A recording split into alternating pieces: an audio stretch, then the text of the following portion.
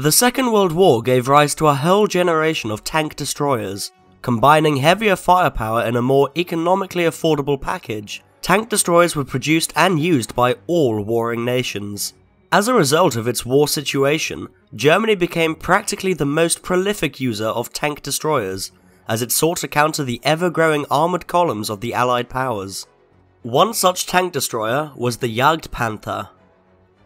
The German experience during Operation Barbarossa, particularly encounters with heavily armoured Soviet T-34 and KV-1 tanks, had stressed the need for more powerful anti-tank guns, which naturally also gave rise to the need for new armoured vehicles capable of carrying them. One such anti-tank gun was the 8.8cm Pak-43, designed by Krupp. Originally intended to be towed into battle, its large size proved unwieldy to transport, not to mention the need for the heavy gun to be unlimbered and set up before it can be put to use. This resulted in the creation of the Nashorn, a Panzerjäger mounting the fearsome Pak-43 on a combined Panzer III/4 chassis. Nashorn gave the gun the mobility to move about the battlefield, but its relatively high profile and lack of protection against anything heavier than small arms left the vehicle very vulnerable to return fire. By August of 1942, it was decided that the next chassis to be used to carry the Pak-43 would be the Panther, a new medium tank at the time not yet in production. Initially, responsibility for the design was given to Krupp, a logical decision given they had designed the gun. However, by January 1943, Krupp had failed to deliver design drawings for the vehicle, and so the project was handed over to Daimler-Benz. By this point, the vehicle was no longer expected to be a Panzerjäger, or tank hunter, as previous tank destroyers had been designated.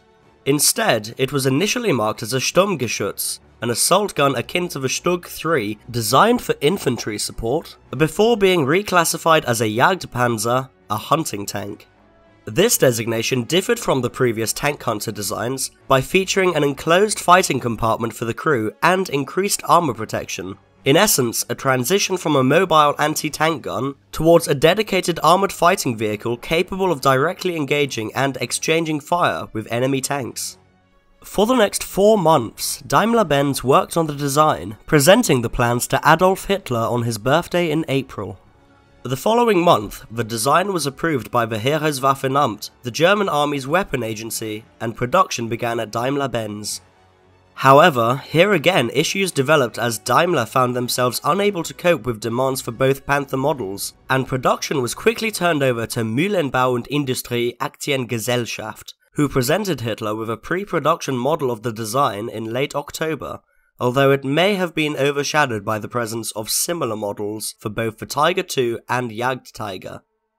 Approval for mass production was given in November, with the first Jagdpanthers rolling off the line and into the frontline units in December 1943.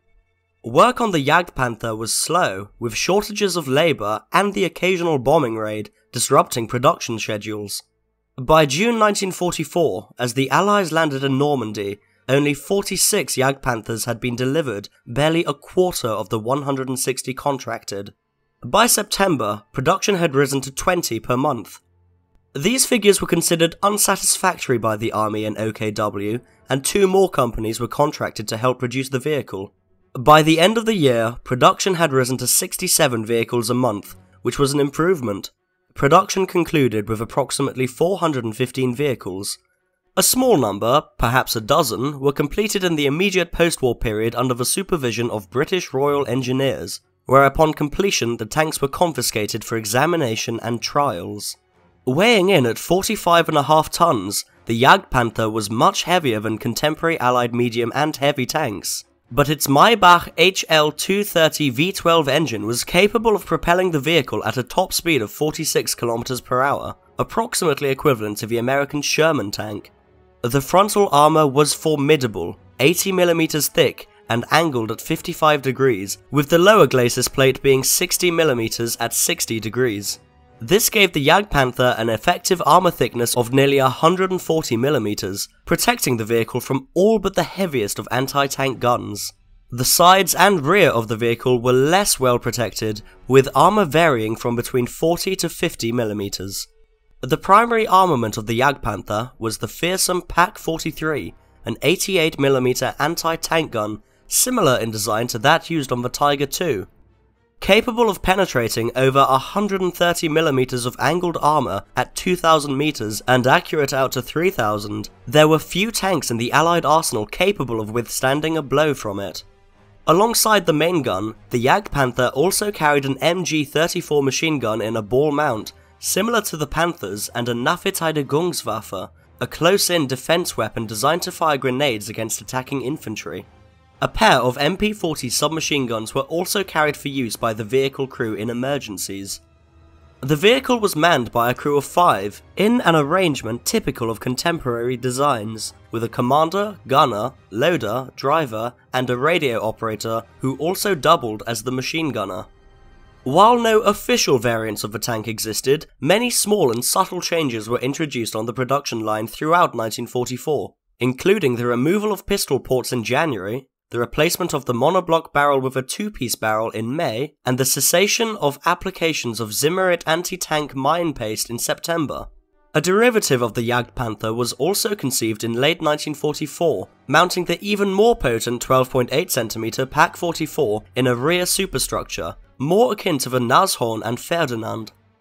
Even as the war closed in on Germany and such projects became more fantastical than practical, the project was shelved, never having passed the blueprint stage. Jagdpanthers were assigned to heavy anti-tank battalions, as had been the case with the Ferdinands and Nashorns previously.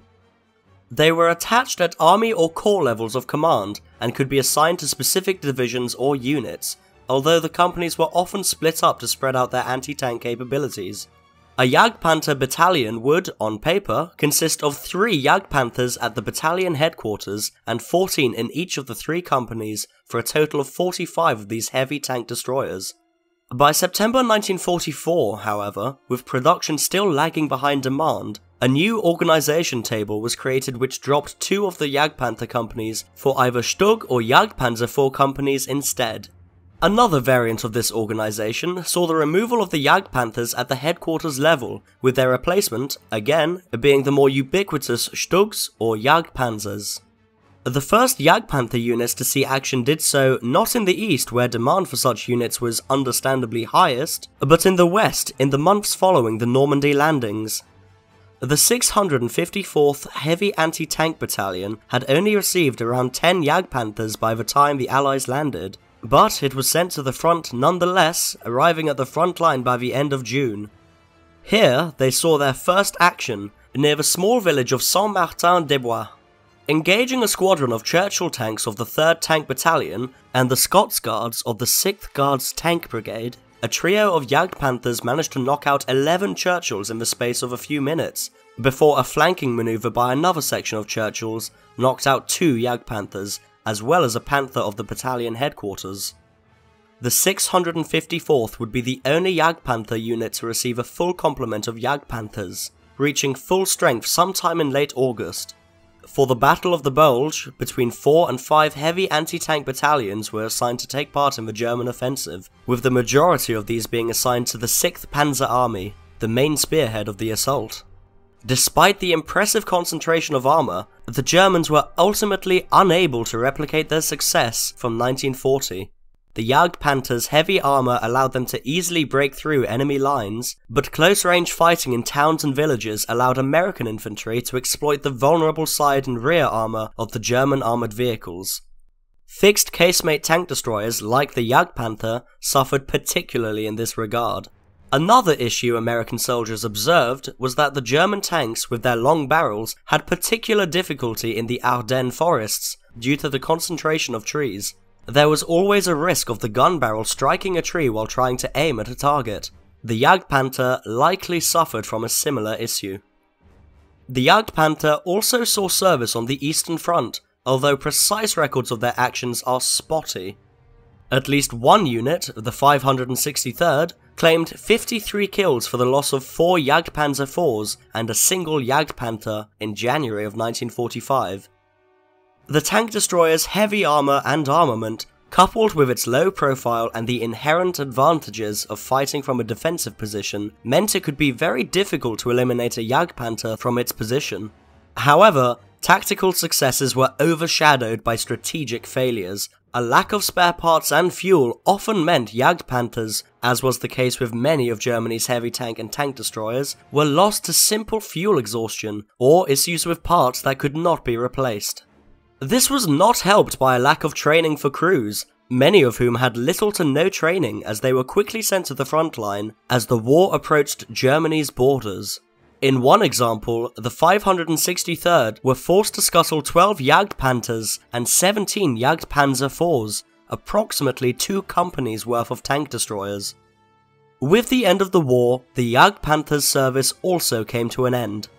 Unlike some German armoured vehicles, like the Panzer IV or Panther, the Jagdpanther was not picked up by any other nations looking to set up an armoured force on the cheap. What few working examples remained were used in evaluation trials before being quietly shuttled off to scrapyards, or in a few lucky instances, museums.